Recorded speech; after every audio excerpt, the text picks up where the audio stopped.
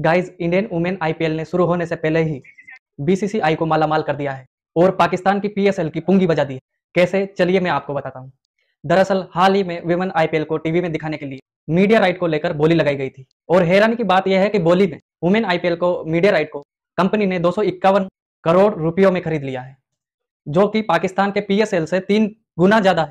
मतलब इंडिया का mains IPL तो छोड़ो, बल्कि वुमेन आईपीएल ने भी पाकिस्तान के पीएसएल को धूल चटा दी है। इसीलिए पाकिस्तान के लोगों ने पीएसएल का मजाक उड़ाना शुरू कर दिया है। हालांकि इसके बाद कम से कम क्रिकेट के बुद्धिजीवी बाबर की तुलना विराट कोहली नहीं करेंगे, क्योंकि उनकी तुलना में तो हमारी वुमेन टीम ही काफी है। गाइज, अब नॉर्थ कोरिया में बच्चों के नाम होंगे गोली, बम, सैटेलाइट। जी हाँ गाइज, नॉर्थ कोरिया के तानाशाही ने एक बार फिर अजीब सा फरमान जारी कर दिया है और अपने देश के लोगों से कहा है कि अपने बच्चों के नाम देश प्रेमी वाले रखो, जैसे कि बम, गोली, सैटेलाइट, मिसाइल, ताकि बच्चों में देश की प्रेम भावना जगी रहे और आगे जाकर जब भी हमारे किसी देश से युद्ध हो तो हमारे बच्चे देश के लिए जी जान लगाकर लड़े। अब यहाँ तक तो सब ठीक है, लेकिन अब आप ये सोच रहे होंगे, क्या बचपन से ही अपना एक बाप एक बेटे को क्या ये बोलेगा, बेटा बम, बेटा गोली, इधर आना?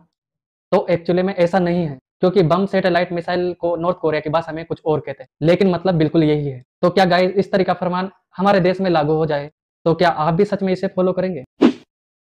गाइस, हार्वर्ड के वैज्ञानिकों ने बूढ़े लोगों को जवान करने का तरीका इजाद कर लिया है। जी हाँ गाइस, अब 60 साल का बूढ़ा आदमी भी 30 साल के युवा जितना ताकतवर होगा और उसकी स्किन भी उतनी ही कसी हुई होगी। और ये दावा वैज्ञानिकों ने कोई हवाबाजी में नहीं किया है, उन्होंने बेकायदा बूस्टर पे बूढ़े और कमजोर नजर वाले शोध किया है और उन चूहों को पहले से ज्यादा स्वस्थ और मजबूत चूहों में बदल दिया है।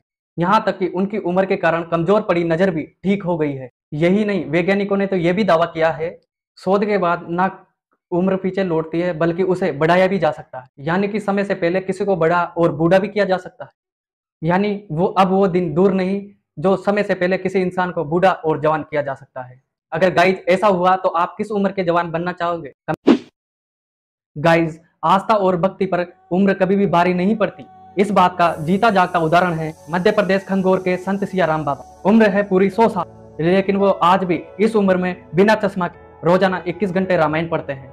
और सबसे बड़ी बात यह है कि कपड़े के नाम पर बाबा के तन पे सिर्फ एक लंगोट है, यानी कड़ाके की ठंड हो या बरसात हो या भीषण गर्मी हो, बाबा इस लंगोट के अलावा कुछ भी धारण नहीं करते। श्रद्धालु बताते हैं कि साल 1955 में बाबा खंगोर इस गांव में आए थे और तभी से वो लगातार रामायण के पाठ कर रहे हैं, जिसके बाद धीरे धीरे उन्हीं के इस राम भक्ति को देखने के लिए मध्य प्रदेश ही नहीं बल्कि महाराष्ट्र, गुजरात, राजस्थान श्रद्धालुओं की भीड़ लगने लगी। कहा यह भी जाता है कि संत बाबा राम को लाखों दान देने की इच्छा रखते हैं, लेकिन बाबा कभी भी उनसे 10 रुपए से ज्यादा दक्षिणा नहीं लेते। गाइस, इस तरह की आस्था और भक्ति सिर्फ एक संत में ही हो सकती है और उनकी इस भक्ति और आस्था के लिए मैं उन्हें सत सत नमन करता हूँ।